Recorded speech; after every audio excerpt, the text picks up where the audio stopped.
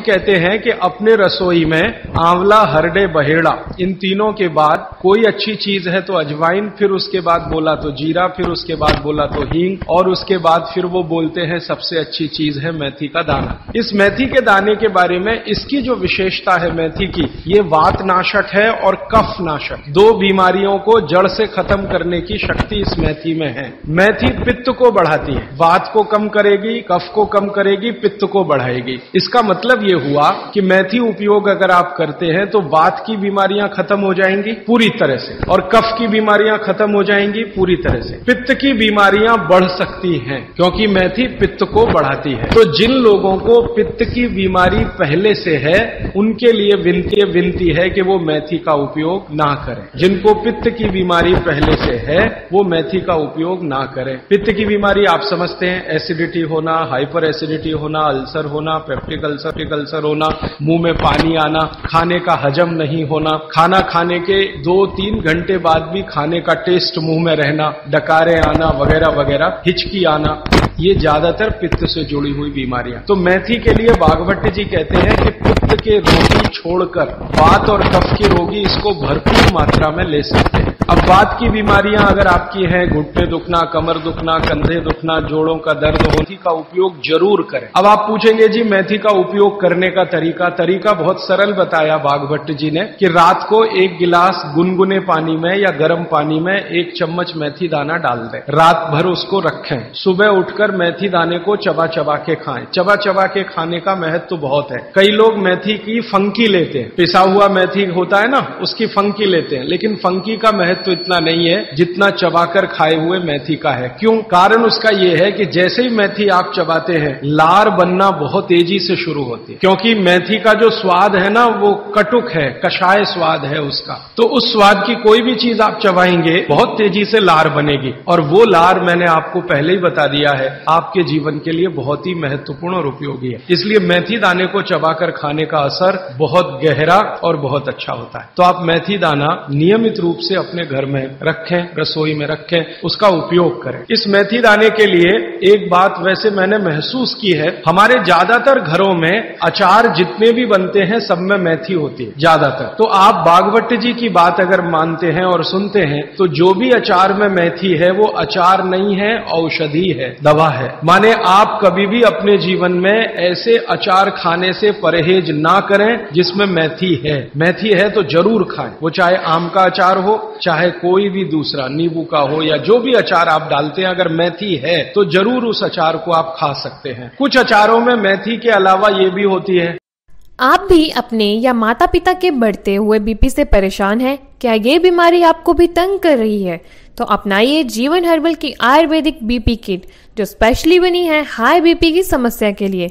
इसमें कुछ ऐसी औषधियां डाली गई हैं जो आपके ब्लड प्रेशर को सही रेंज में रख के आपके ब्लड को हार्ट तक आसानी से पंप करने में मदद करती हैं।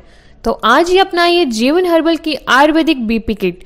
इस प्रोडक्ट की अधिक जानकारी के लिए या हमारे डॉक्टर से फ्री में सलाह लेने के लिए आप दिए गए नंबर पर कॉल कर सकते हैं।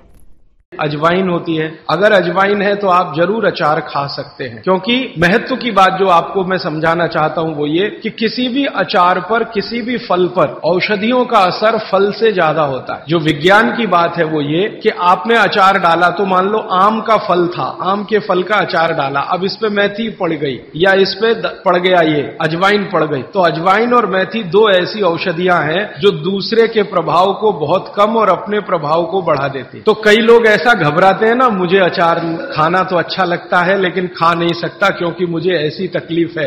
मैं आपको ये कहना चाहता हूं कि अगर मेथी पड़ी हुई है किसी भी अचार में और आप वात के रोगी हैं या आपको कफ की तकलीफ है तो बेझिझक वो अचार खाइए, तो अचार के साथ मेथी जाएगी। और अचार में पड़ी हुई मेथी का असर वो 20 गुनी ज्यादा होती है। तो इसलिए अचार में पड़ी हुई मेथी जितनी पुरानी होती जाएगी आपको उतनी ही लाभकारी है। और ठीक यही बात उन्होंने अजवाइन अजवाइन के लिए लिखी है कि अजवाइन अचार में पड़ गई है तो आप समझ लो कि वो बहुत गुनी बढ़ गई है। कोई भी MBBS MD डॉक्टर से पूछ के देख लीजिए, उसके बारे में कुछ नहीं जानता, और चूंकि वो जानता नहीं है तो अनजाने में कह देता अचार मत खाओ जी, हाँ नहीं तो ये हो जाएगा वो हो जाएगा। उसको ये मालूम नहीं है कि मेथी दाने का अचार है, अजवाइन का अचार है, जीरे का अचार है, हींग का अचार एक बनता है। तो भागवत जी कहते हैं कि जितने तरह के फलों के अचार हम बनाते हैं उसमें आयुर्वेदिक औषधि अगर पड़ गई है तो वो फल का असर कम है, औषधि का असर ज्यादा है। और आयुर्वेद की औषधियों को कुछ विशेष कॉम्बिनेशन में तेल के साथ अगर आप उपयोग कर रहे हैं तो असर सबसे ज्यादा। थोड़ा आगे बढ़ते हैं, वो हमारे रसोई घर में एक चीज के बारे में बहुत बखान करते हैं, माने बहुत बढ़ाई करते हैं। वो ये कहते हैं कि जो लोग खाने के बाद पान खाते हैं चूना मिलाकर, वो जिंदगी भर वात के रोगी होंगे नहीं। जो खाने के बाद पान खाते हैं चूना मिलाकर, वो जिंदगी भर वात के रोगी होंगे नहीं। माने चूना वो बोलते हैं सबसे बेहतरीन वातनाशक औषधि है। मेथी का दाना तो है ही, चूना उससे थोड़ा 1 डिग्री ऊपर है मेथी दाने से। चूना सबसे अच्छी वातनाशक औषधि है। चूने के बारे में भागवत जी का बहुत रिसर्च है, बहुत रिसर्च है, और वो ये कहते हैं कि ये भगवान की दी हुई प्रचंड मात्रा में अद्भुत ऐसी चीज है जो आपके वात के सब रोगों को दूर करेगी। माने घुटने दुखते हैं, कमर दुखती है, कंधा दुखता है, चूना खाइए। फिर वो कहते हैं कि इतना ही नहीं, शरीर में कैल्शियम जो है ना, कैल्शियम ये एक घटक है, माइक्रो न्यूट्रिएंट इसको कह सकते हैं अंग्रेजी में, सूक्ष्म पोषक तत्व है। ये कैल्शियम के बारे में जो गंभीर बात है आज के विज्ञान के हिसाब से जो मैं कहना चाहता हूं, भागवत जी ने तो 3500 साल पहले कह दिया, आज का विज्ञान उसको प्रूव कर रहा है, कंफर्म कर रहा है। वो ये कि कैल्शियम की कमी अगर शरीर को है तो आपको 20 नहीं 85 बीमारियां आएंगी। कैल्शियम की कमी अगर है शरीर को तो 85 बीमारियां आएंगी। क्या क्या आ सकता है? हर तरह का दर्द आपको होगा, हर तरह का, मांसपेशियों का दर्द, हड्डियों का दर्द, सब तरह का। हड्डियों की जितनी विकृतियां हैं वो सब कैल्शियम की कमी से आएंगे। हड्डियों के जितने रोग हैं वो सब कैल्शियम की कमी से आएंगे। फिर वो कहते हैं कि रक्त के बहुत सारे रोग कैल्शियम की कमी से आते हैं, रक्त के रोग, खून की बीमारी। फिर वो कहते हैं कि बहुत सारे कफ के रोग कैल्शियम की कमी से आते हैं। तो कैल्शियम कम नहीं होने देना चाहिए। जो विज्ञान आज का कहता है, आधुनिक विज्ञान ये कहता है कि कैल्शियम वो माइक्रो न्यूट्रिएंट है, वो सूक्ष्म पोषक तत्व है जिसके शरीर में रहने पर ही दूसरे सूक्ष्म पोषक तत्व उपयोगी होते हैं। ये 12-15 साल का रिसर्च है, एक वाक्य में मैंने खत्म कर दिया। कैल्शियम की उपस्थिति में ही बाकी सभी सूक्ष्म पोषक तत्व उपयोगी होते हैं। इसका मतलब यह है कि अगर आपको शरीर में विटामिन सी का असर देखना है तो कैल्शियम चाहिए, विटामिन ए का असर देखना है तो कैल्शियम चाहिए, विटामिन बी का असर देखना है तो कैल्शियम चाहिए, अगर विटामिन डी का असर देखना है तो भी कैल्शियम चाहिए, विटामिन के का असर देखना है तो भी कैल्शियम चाहिए, प्रोटीन अच्छे से आपके शरीर को काम में आए तो कैल्शियम चाहिए, कार्बोहाइड्रेट्स ठीक से आपके शरीर को मदद करे तो कैल्शियम चाहिए, फैट्स आपके शरीर में डिसॉल्व होते रहे और जहां जरूरत है वहां लुब्रिकेशन में मदद करते रहे तो कैल्शियम चाहिए। माने समझ लीजिए कि कैल्शियम अगर नहीं है तो शरीर में सब कुछ बीमारियां आने ही वाली है। इसलिए कैल्शियम की उपलब्धता शरीर को होनी ही चाहिए। अब इसके बारे में भागवत जी कह रहे हैं, आधुनिक विज्ञान ने अभी प्रूव किया, भागवत जी पहले ही कह गए कि हमारे शरीर की 40 वर्ष की उम्र तक, 40 से 45 वर्ष की उम्र तक जो कुछ भी हम खा रहे हैं इसी में से हमको कैल्शियम मिलता रहता है। सबसे ज्यादा कैल्शियम आप जानते हैं दूध में है, दूध, फिर दूध के बाद दही, दही के बाद मठा, मट्ठे के बाद मक्खन, मक्खन के बाद घी, इन सब में भरपूर कैल्शियम। फिर आपने खाया संतरा, मौसम्मी, नारंगी, अंगूर, द्राक्ष, जो भी खट्टे फल, आम वगैरह वगैरह, सब में कैल्शियम भरपूर मात्रा में है। फिर सबसे ज्यादा कैल्शियम फलों में माना जाता केले में है, केला भरपूर खाना चाहिए क्योंकि कैल्शियम का सबसे बड़ा भंडार है और आसानी से हजम होता है। तो ऐसे जो फल हैं इनका जो कैल्शियम है ये 40-45 साल तक हमें आसानी से मिलता रहता है, क्योंकि शरीर की जो बायोकेमिस्ट्री है 40-45 साल तक एकदम दुरुस्त और तंदुरुस्त रहती है, जठर अग्नि भी तीव्र रहती है, बाकी सब फंक्शन ठीक है। लेकिन जैसे ही 45 की उम्र खत्म होती है, माताओं को ये बात विशेष रूप से कह रहा हूं, बहनों को, माताओं को, जैसे ही आपकी 45 की उम्र पूरी होती है और आपका मेंसेस साइकिल बंद होता है, मासिक धर्म आपका बंद होता है, उसी समय आपको कैल्शियम हजम होना कम होना शुरू होता है। आप कितना भी ये सब चीजें खाएं, केला भी खाएं, ये भी खाएं, लेकिन कैल्शियम उतना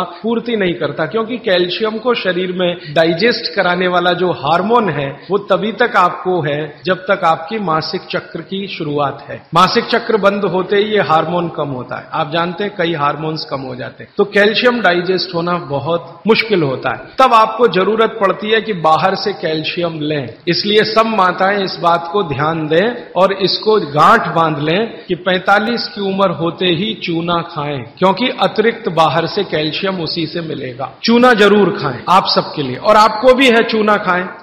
अगर आपको भी बैठने उठने में परेशानी होती है और आप भी जोड़ों के दर्द से परेशान हैं, तरह तरह की दवाइयां खा के थक चुके हैं, तो अब समय आ गया है इस दर्द को बाय बाय बोलने का।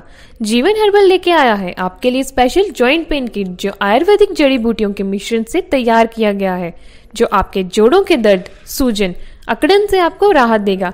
ये प्रोडक्ट एकदम नेचुरल है, जिसका कोई साइड इफेक्ट नहीं है। इस प्रोडक्ट से रिलेटेड किसी भी तरह की जानकारी या हमारे डॉक्टर से फ्री में सलाह लेने के लिए आप दिए गए नंबर पर कॉल कर सकते हैं।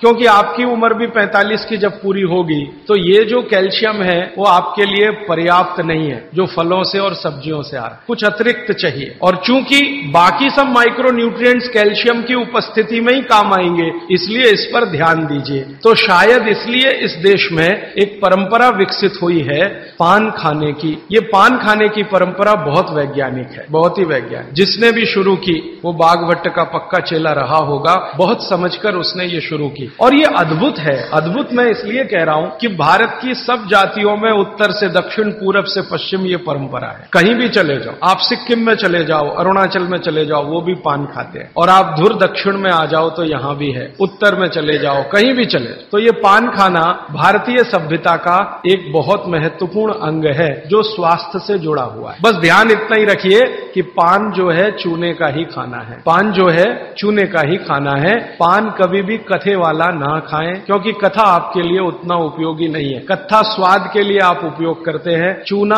औषधि के लिए उपयोग करते हैं।